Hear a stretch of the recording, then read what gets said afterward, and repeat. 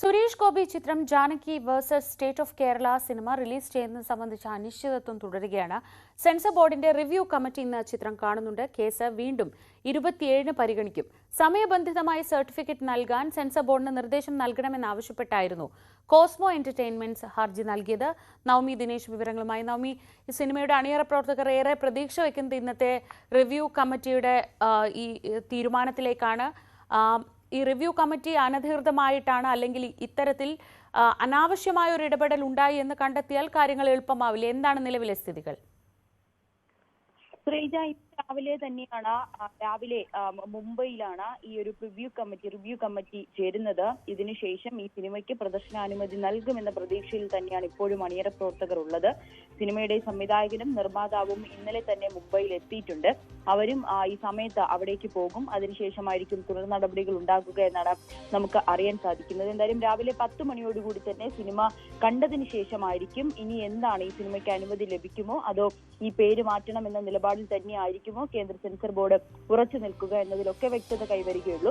അതിനുശേഷമായിരിക്കും നാളെ പരിഗണിക്കുന്ന ഹർജിയിൽ ഇക്കാര്യം ഇന്ന് എന്താണോ സെൻസർ ബോർഡിന്റെ തീരുമാനം അത് ഹൈക്കോടതിയെ നാളെ അറിയിക്കുകയും ചെയ്യും. ഇന്നലെ കോടതി ഹർജി പരിഗണിച്ചപ്പോൾ ഇപ്പോൾ ഈ സെൻസർ ബോർഡ് വീണ്ടും ഈ സിനിമ കാണുന്നുണ്ടല്ലോ, അതിനുശേഷം എന്ത് നിലപാടാണോ സ്വീകരിക്കുന്നത് അത് കോടതിയെ അറിയിക്കണമെന്നൊരു നിർദ്ദേശം നൽകിയിരുന്നു. അതിന്റെ അടിസ്ഥാനത്തിൽ നാളെ ഇത് കൃത്യമായി കോടതിയെ അറിയിക്കുകയും ചെയ്യും. എന്തായാലും അണിയറ പ്രവർത്തകരടക്കം മുംബൈയിൽ എത്തിയിട്ടുണ്ട്. അവരും വിശ്വസിക്കുന്നത് ഈ സിനിമയ്ക്ക് ഇന്ന് പ്രദർശനാനുമതി ലഭിക്കും എന്ന് തന്നെയാണ്. എങ്കിൽ പോലും നാളെ ചിത്രം തിയേറ്ററുകളിൽ എത്തില്ല.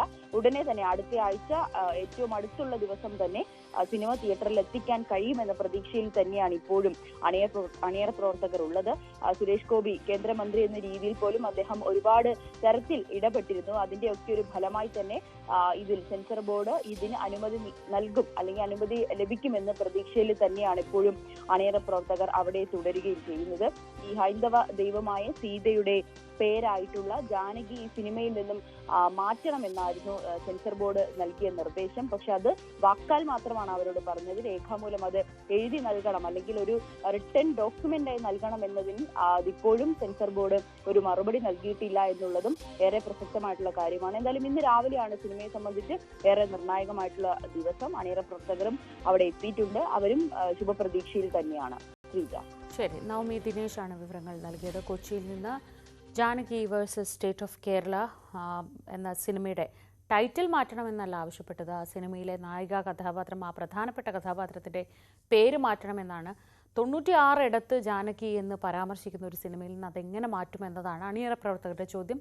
ഇന്നത്തെ റിവ്യൂ കമ്മിറ്റിയിൽ ഈ പ്രവർത്തകർക്ക് അനുകൂലമായ, സിനിമയ്ക്ക് അനുകൂലമായ ഒരു തീരുമാനമുണ്ടാകും എന്ന് തന്നെ നമുക്ക് പ്രതീക്ഷിക്കാം.